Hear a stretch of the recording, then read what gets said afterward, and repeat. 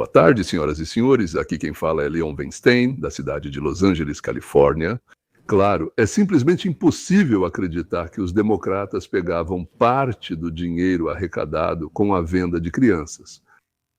Mas é exatamente esse quadro repugnante que surge a partir do depoimento de Kennedy e dos documentos encontrados pelo Congresso.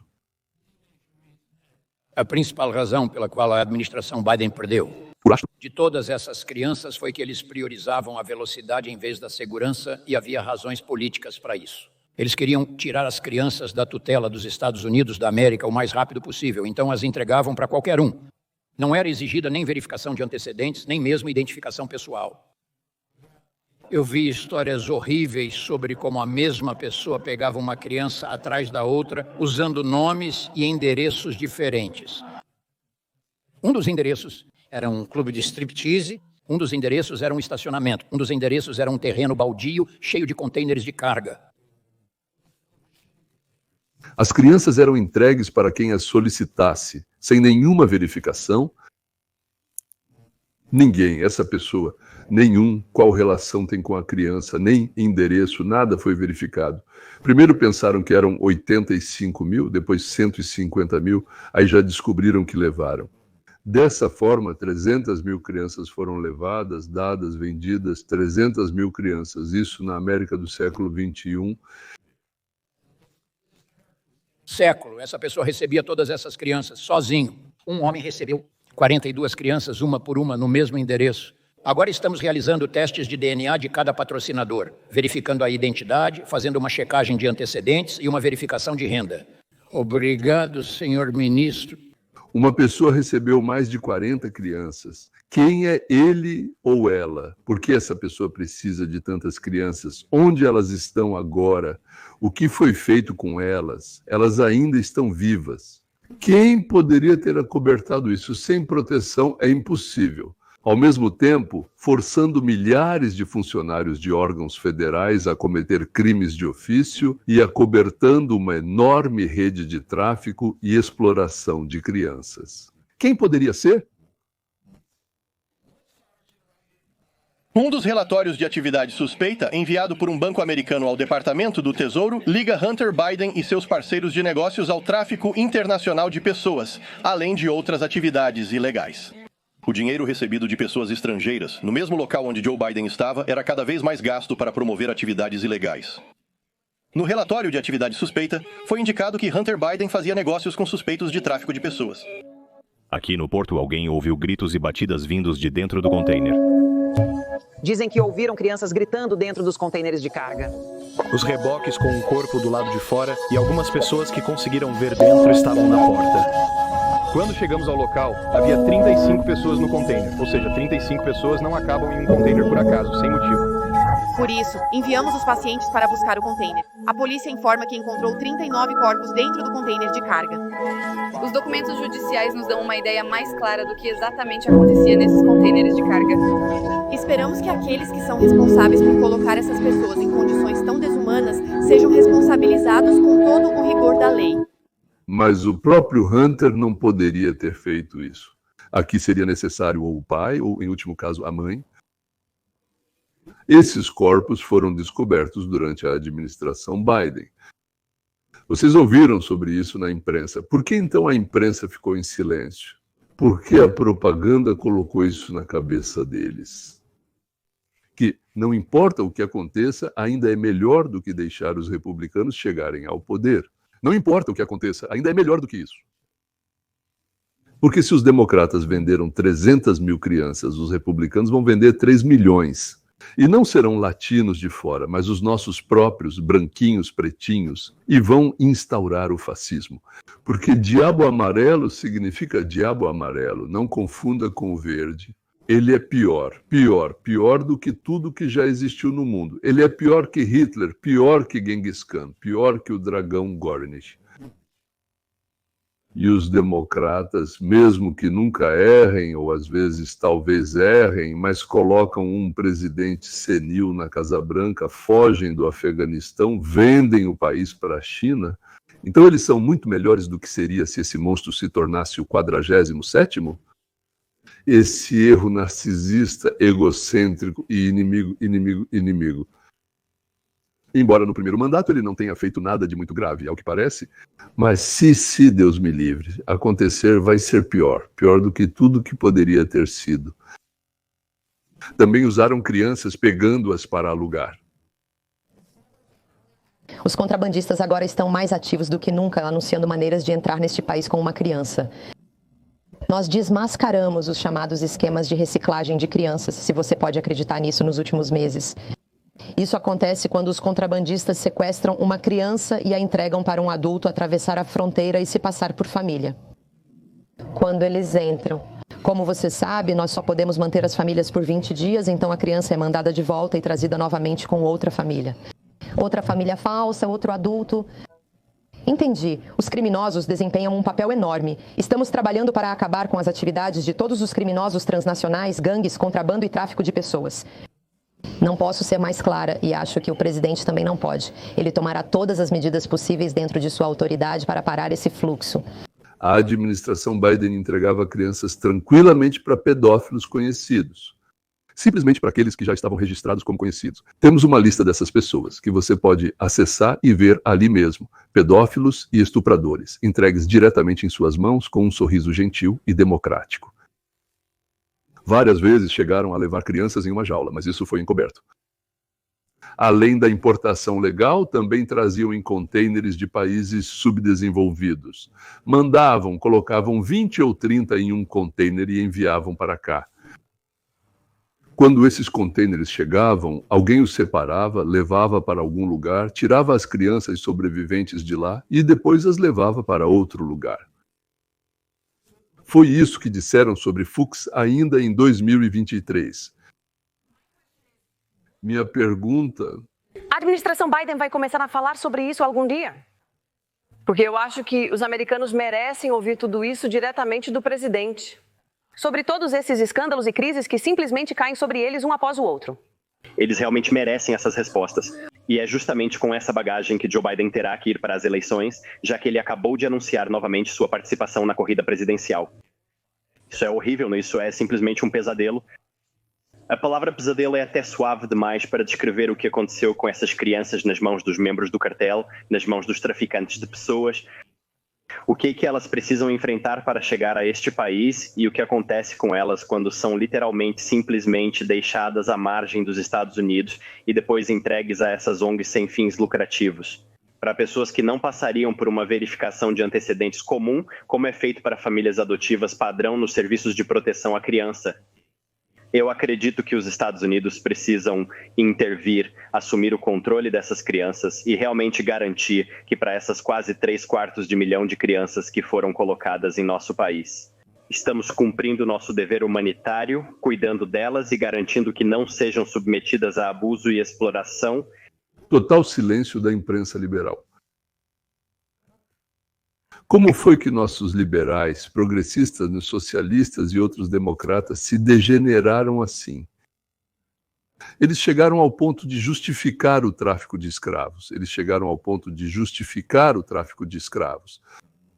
E aqui está o corpo falante do nosso 46º. No dia do anúncio de que ele vai concorrer às eleições, a segunda reeleição, que ele vai concorrer às eleições e vencer, lembra do que aconteceu com ele, né? Ele venceu ou não? De repente, eu meio que esqueci. Que é representado pelos republicanos. Make America Great Again. Essa tentativa de nos levar para um lugar onde nunca estivemos. Eles prefeririam que crianças e idosos tivessem dificuldades para se alimentar e que as pessoas perdessem o acesso à assistência médica. É o mesmo velho princípio do gotejamento, só que agora disfarçado. Make America Great Again, só que ainda pior. Horrível, que republicanos terríveis, né? Simplesmente horríveis, simplesmente republicanos. Make America Great Again quer dizer horrível, horrível, assustador, é um pesadelo. Sim, nós traficamos crianças, sim, nós vendemos a pátria, sim, mas pelo menos falamos sobre isso de forma muito bonita, bondosa e até choramos. Sim, e talvez algumas das crianças tenham sido levadas ao escritório oval. Afinal, o Joe claramente tinha um desvio em relação a isso. Claramente tinha desvios sobre esse assunto. O declínio cognitivo e físico de Joe Biden está bem documentado ao longo de toda a sua administração. Seu discurso incoerente e seus movimentos desajeitados frequentemente viram manchetes e são motivo de piada nos principais programas de horário nobre. Mas o comportamento estranho de Joe Biden não é comentado com tanta frequência. Cheirar crianças, toques inadequados e sussurros estranhos já foram tema de discussão várias vezes durante sua presidência. No entanto, a grande mídia parece ignorar isso. Comportamento preocupante. As estrelas Rita Panay, Paul Murray e James Morrow revelam os momentos mais assustadores de Joe Biden.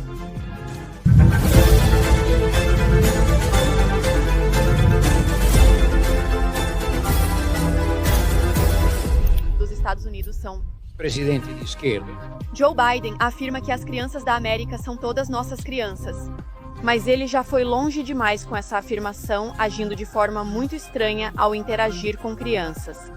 Talvez a manifestação mais estranha do comportamento assustador de Joe Biden seja cheirar o cabelo das crianças e se aproximar rosto a rosto delas. Aqui estão apenas alguns desses momentos. Sim, você é muito bom. Deixa eu sussurrar uma dúvida para você. Olha, não conta para sua mãe o que eu te disse. Sim, eu nem sei o que dizer sobre isso. Esse homem cheira crianças com muita frequência. Há momentos em que ele ajeita delicadamente o cabelo de uma jovem e sussurra no ouvido dela, e depois ajeita o cabelo de novo. Não há nada de pervertido aqui. O vice-presidente sabe que está sendo filmado nessas cerimônias de posse, e os pais estão bem ao lado quando ele se inclina para dar um beijo.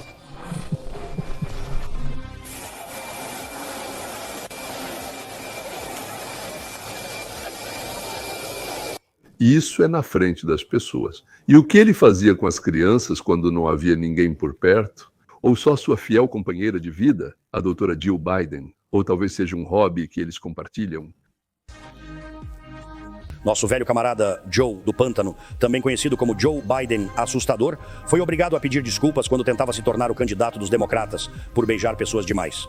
Cabelos, ele cheirava os cabelos deles constantemente, se comportava de maneira um pouco estranha.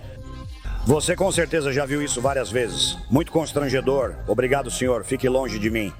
Antes isso era uma piada, mas depois ele não é Donald Trump, então temos que fingir que isso não aconteceu. Agora isso não importa, porque ele pode fazer o que quiser, inclusive destruir a economia americana, sabe? Aí acontece. Eles vão continuar a aplaudir ele de qualquer jeito. E adivinha quem voltou a ser o assustador presidente Joe? A palavra creepy, como todos chamavam o Biden, Creepy Joe, em russo se traduz como assustador Joe ou sinistro Joe. Bem, em geral, o presidente dos Estados Unidos da América que causa uma sensação desagradável, sinistra e repulsiva. Esse era o apelido dele. Ah, não, ele fez isso de novo. Bem, isso é muito importante. Eu falei para minha filha e minhas netas... Nada de namorados sérios até os 30 anos. Nada de namorados sérios até os 30 anos. Pelo menos lembre-se disso. Sim, isso não é nada assustador, né? Invadir o espaço pessoal de uma jovem e dizer para ela não ter namorados até os 30 anos. Eu ainda assim o colocaria na cadeia. Mesmo que ele tenha perdido a memória e a razão, além da esposa e do filho.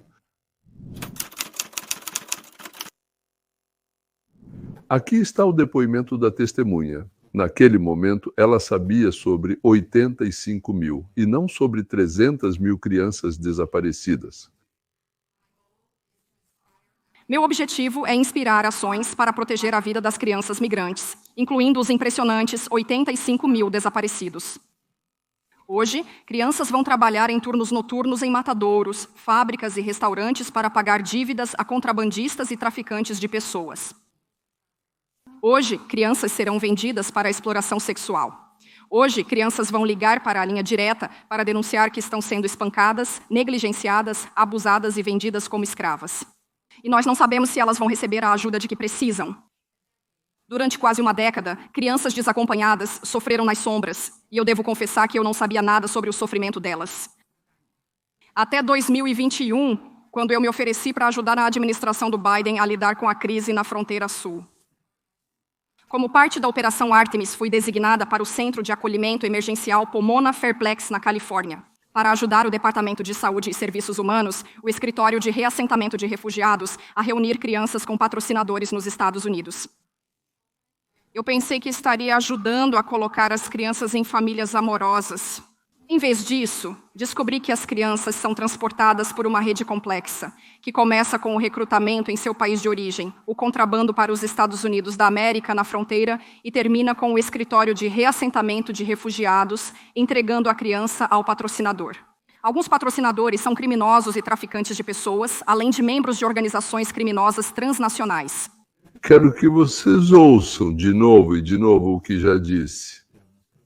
Isso não é fruto da minha imaginação, não é boato, não é teoria da conspiração. Essa é a realidade da América sob Hillary, sob Biden, sob Obama, sob Kamala Harris, sob promotores pagos por Soros, sob juízes comprados. Alguns patrocinadores veem as crianças como mercadorias e ativos que podem ser usados para ganhar dinheiro. É exatamente por isso que estamos vendo um crescimento explosivo da exploração do trabalho. Agora, intencionalmente ou não, pode-se argumentar que o governo dos Estados Unidos se tornou um intermediário em uma operação de tráfico de crianças em larga escala, que movimenta bilhões de dólares, realizada por pessoas mal intencionadas que buscam lucrar com a vida das crianças. No que me diz respeito, eu me preocupo com a segurança das crianças. Não considero isso uma questão política, considero isso um problema humanitário. Garanto a vocês, meus motivos são os mais puros e nobres. Eu quero que as crianças estejam protegidas. Tirem suas próprias conclusões. Os democratas deixaram entrar pelo menos 300 mil crianças e as entregaram nas mãos dos cartéis, enquanto os republicanos não deixaram entrar nenhuma. Alguma diferença, bem? Nos números, na qualidade, na quantidade. Ou você ainda não percebe isso? Por isso quero contar para vocês o que eu mesma vi na feira em Fomon.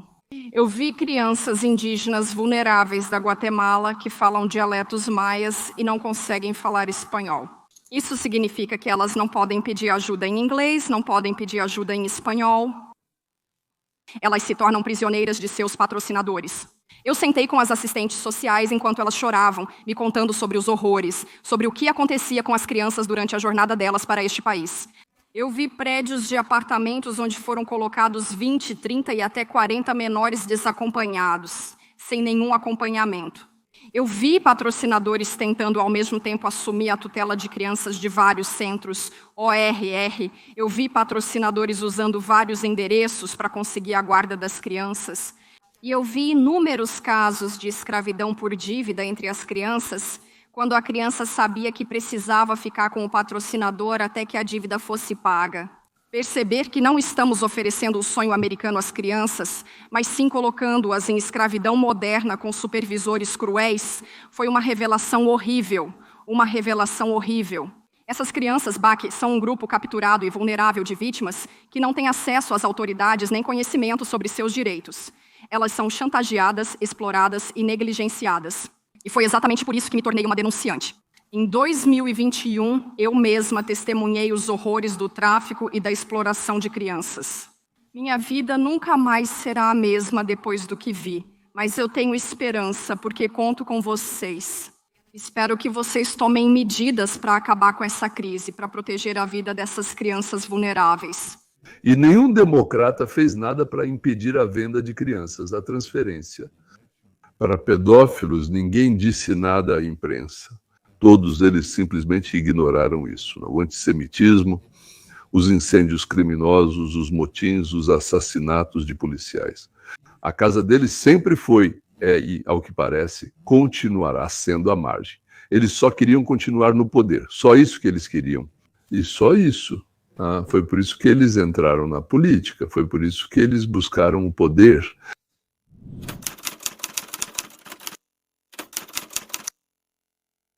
Na coletiva de imprensa da cúpula da OTAN, aliás, incrivelmente bem-sucedida, já que a maioria dos países membros da OTAN concordou em dobrar seus investimentos militares, elevando-os para 5%, bem, exceto a Espanha.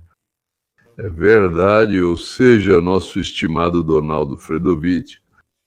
Ele disse, não tem problema, vamos fazer um contrato de importação para eles, de tal forma que eles vão pagar por tudo. Ou seja, tipo, né, o pão duro paga 2 ou até 3 vezes. E a capacidade de defesa da Europa vai aumentar várias vezes, graças ao presidente dos Estados Unidos da América. E agora, sobre a questão da austríaca. Ah, não, era um austríaco, sim, um austríaco. Sobre por que ainda não há paz na Ucrânia. Por favor, pode começar. Sim, você aí atrás, o alto. O homem alto. Senhor presidente Johannes Petterer, Televisão Nacional da Áustria, como vai? O senhor disse uma vez que acabaria com a guerra na Ucrânia em 24 horas. Depois o senhor disse que isso foi dito de forma sarcástica. Claro, isso foi sarcasmo. Mas o senhor já está no cargo há 5 meses e 5 dias. Por que não conseguiu acabar com a guerra na Ucrânia? Porque isso é muito mais complicado do que as pessoas podem imaginar. Vladimir Putin se mostrou um oponente mais difícil. Para ser sincero, tive alguns problemas com Zelensky. Talvez você tenha lido sobre isso. E isso acabou sendo mais difícil do que outras guerras. Olha, nós acabamos de encerrar uma guerra em 12 dias, que estava se arrastando há 30 anos, para ser sincero. Nós encerramos o conflito em Ruanda e no Congo. Eles vão vir para assinar os documentos. Nós já assinamos os principais documentos, mas pelo que me lembro, eles vão vir à Casa Branca na sexta-feira. Nós encerramos. A Sérvia estava prestes a começar uma guerra, mas talvez o mais importante de tudo seja a Índia e o Paquistão.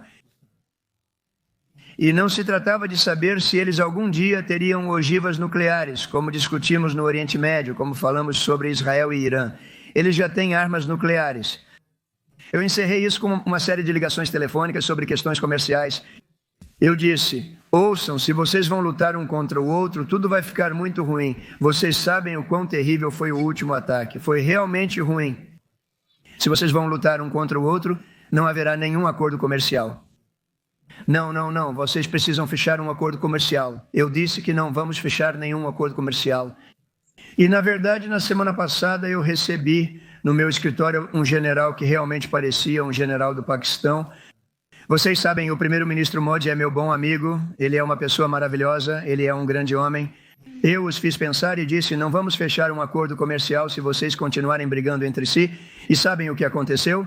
Eles disseram, não, queremos fechar um acordo comercial para impedir uma guerra nuclear. Continuo. Jornalistas, a imprensa, os opositores políticos se concentram no que ainda não foi feito. E Trump explicou para eles com muita calma que eles deixaram passar alguns acontecimentos importantes. O cessar-fogo entre Irã e Israel, o cessar-fogo entre Ruanda e Congo, Paquistão e Índia, pelo qual o Paquistão já indicou Trump ao Prêmio Nobel. Eu espero. Aliás, Israel e Irã indicaram juntos Trump para o segundo. Trump, o que é bom, o que é ótimo, é que Trump conseguiu isso principalmente com armas econômicas. Mas, com exceção do ataque às instalações nucleares iranianas, armas não foram usadas. O ataque não foi contra o governo ou o exército, mas sim para tirar das mãos dos iranianos a possibilidade de destruir nosso planeta.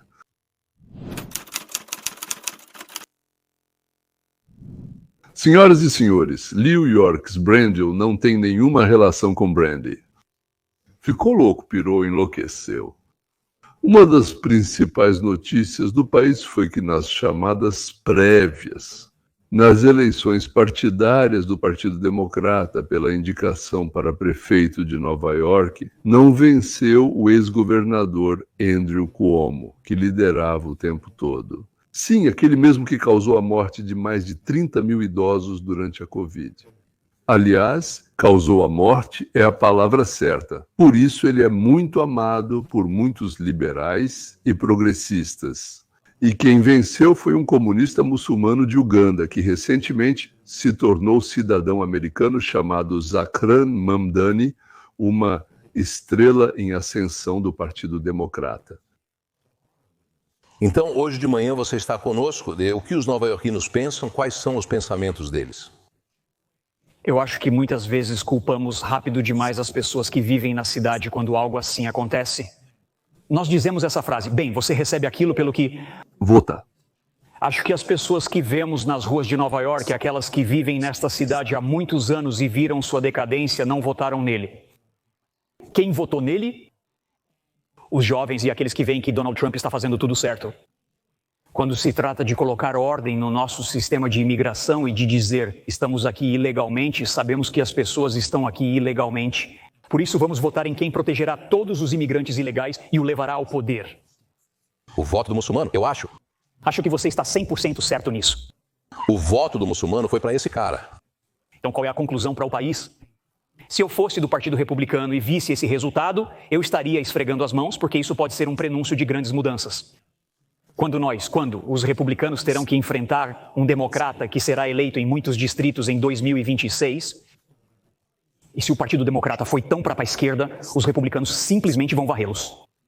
No entanto, nós já conversamos sobre isso antes do programa. Ele venceu em Nova York. Ele é um democrata em Nova York. Provavelmente ele será o próximo prefeito, com certeza. Sim, é isso mesmo. Se Nova York não acordar, vai acabar tendo o prefeito mais extremista, comunista, islamista, fascista. Tirar de todos para distribuir, organizar lojas estatais, como na União das Repúblicas Socialistas Soviéticas. Em resumo, sim, pagar aos pobres só porque são pobres, tirar cada vez mais dos sanguessugas. Serei seu candidato do Partido Democrata, Maine, Nova York.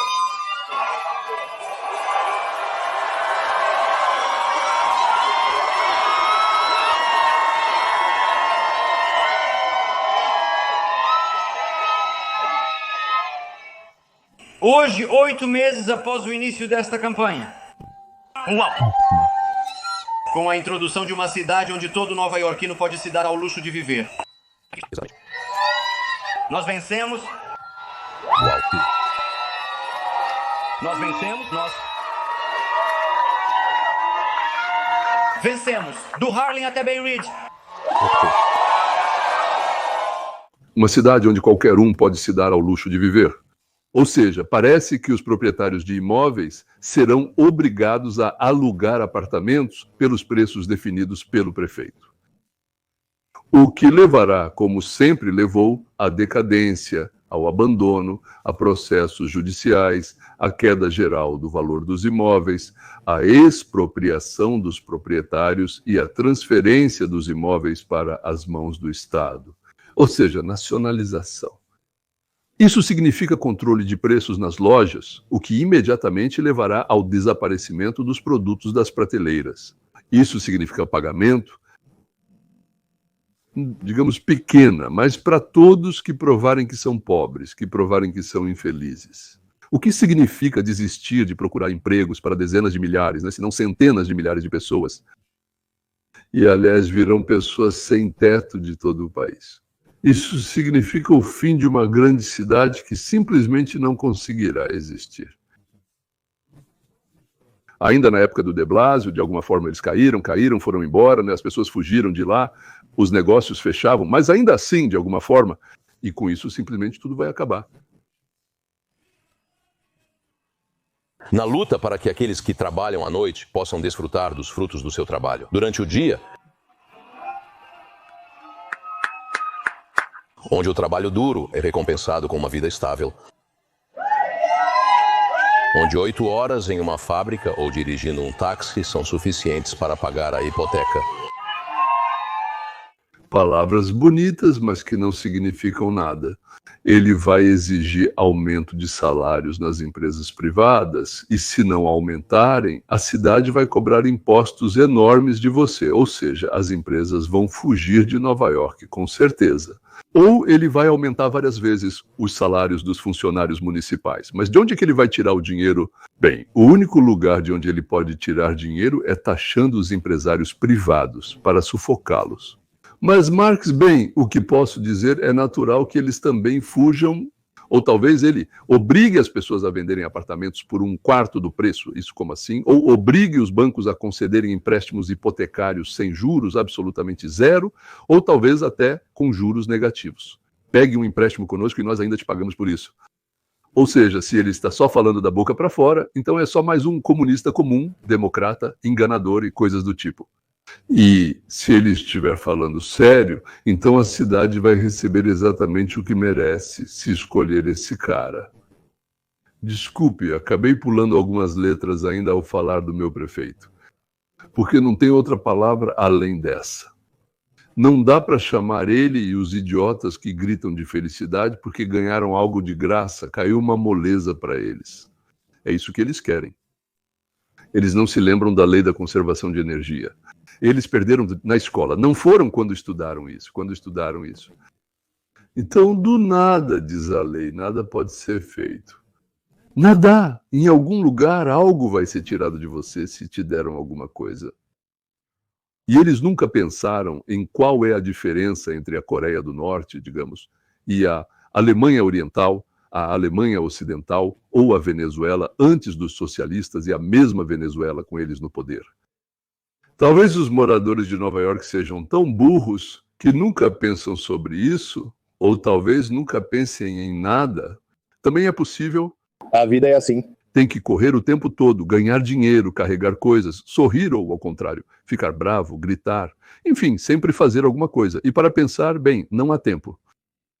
Tipo os ucranianos que todo dia gritam que Trump é um idiota e canalha, mas ao mesmo tempo imploram por ajuda dele. E sabendo, né, o principal, que ele é a única pessoa no mundo que pode ajudá-los, não há outros.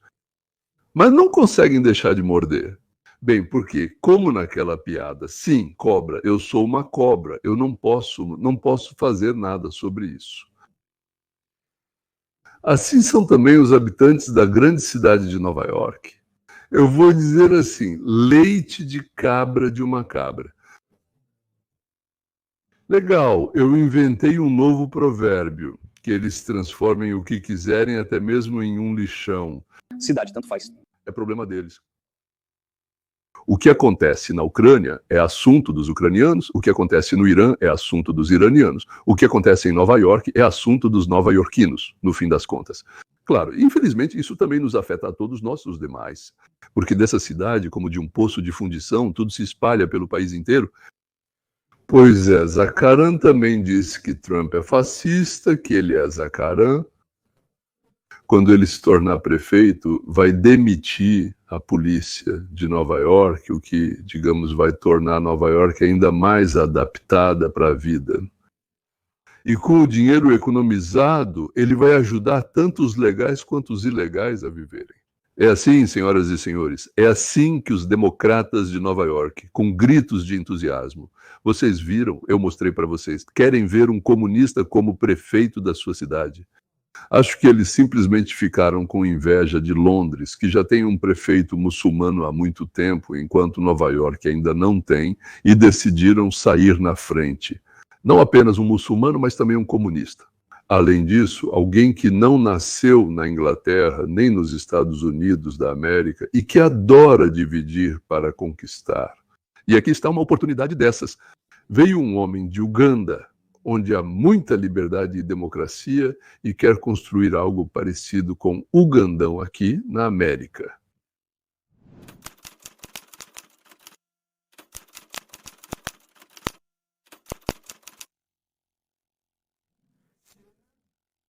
Ela ficou extremamente feliz que, supostamente, os Estados Unidos da América não conseguiram bombardear o programa nuclear do Irã, e o Irã ficou simplesmente encantado com isso.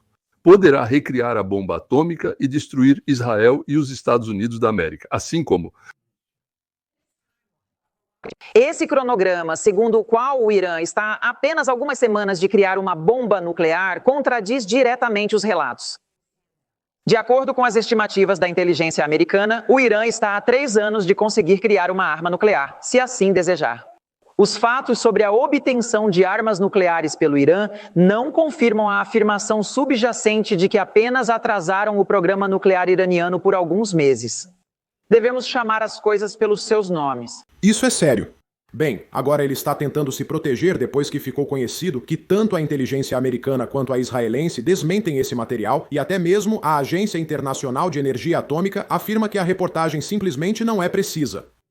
E para completar, agora a diretora de Inteligência Nacional, Tulsi Gabbard, chefe da comunidade de inteligência, acabou de esclarecer a situação ao publicar que novas informações de inteligência confirmam o que o presidente já declarou várias vezes. As instalações nucleares do Irã realmente foram destruídas. Se os iranianos decidirem reconstruí-las, terão que reconstruir completamente todas as 3 instalações, Natanz, Fordow e Isfahan, o que provavelmente levará anos. E antes de continuarmos, por que você ficou tão feliz em anunciar que o ataque falhou? Por quê? Porque a destruição do programa nuclear do Irã prejudica mais... A quem? Obviamente. Isso prejudica mais o próprio Irã, mas em segundo lugar, Barack Hussein Obama. Isso apaga mais uma parte do legado de Obama. O acordo nuclear que ele fez com o Irã e que apoiou por anos, quase décadas. Trump não apenas destruiu o programa nuclear do Irã, ele apagou uma enorme parte da política externa de Obama e Biden. E além disso, Kerry casou sua filha com o filho do ministro das Relações Exteriores do Irã, e ele ia para lá como se fosse sua própria casa e conduzia algumas negociações completamente ilegais. Só para registrar esse momento. Tudo bem, Erin. Burnett não é a pessoa mais confiável aqui. Veja o que ela fez alguns dias atrás. Ela foi ao ar e tentou convencer o público de que o slogan iraniano Morte à América, na verdade, é pacífico e não um chamado à violência. Sim, morte à América, mas isso não é violência, é pacífico, veja. Mas a questão é, a calma será mantida se o regime que ainda deseja a morte da América e a morte de Israel continuar no poder? E isso faz parte da discussão, certo? Sim, isso certamente faz parte da discussão. E sabe, eu me lembro, Dana, de como uma vez, muitos anos atrás, eu estava em Teherã e ao meu redor gritavam morte à América. Mesmo quando eu dizia que era americana, que eu trabalhava para, e eles alegremente conversavam. Então essas duas coisas, de certa forma, são contrastes marcantes entre esses gritos e ainda assim a cordialidade sempre existiu. Juntas? Ficaram enlouquecidas em seu ódio. As pessoas gritam morte à América, mas depois, educadamente, como já nos explicaram 2 vezes, eu ouvi. Tratam você com educação sabendo que você é americano. Isso mostra que eles não querem dizer realmente morte à América, mas sim, pelo contrário, querem dizer sim, viva a América. E você também acha isso? Então, esse relatório da Agência de Inteligência de Defesa sobre o qual ouvimos o tempo todo, primeiro, ele é totalmente secreto. Em segundo lugar, ninguém sem autorização para informações totalmente secretas sequer viu o próprio relatório. E o fato de publicarem um print com um trecho de 2 frases do relatório me faz ficar bastante confiante. Pelo menos que eles simplesmente estão enganados. Toda a história que eles estão promovendo está errada. Ford não foi destruído. Permita-me mostrar por quê. Bem, as imagens de satélite, como me explicaram, são as mesmas fotos que foram publicadas algumas horas depois que o RB-2 lançou aquelas 12 bombas perfurantes de bunker. E é por isso que isso é importante, como Israel voltou e bombardeou o local novamente. Aliás, essas fotos foram mostradas e comentadas por eles mesmos. Veja o que eles mesmos relataram nas horas após os acontecimentos e depois eu explico por que isso é tão importante. Veja, assim parecia a instalação de enriquecimento de combustível vista por satélite. Agora veja o que aconteceu aqui. Cada coisa que você vê aqui, na verdade, mudou um pouco.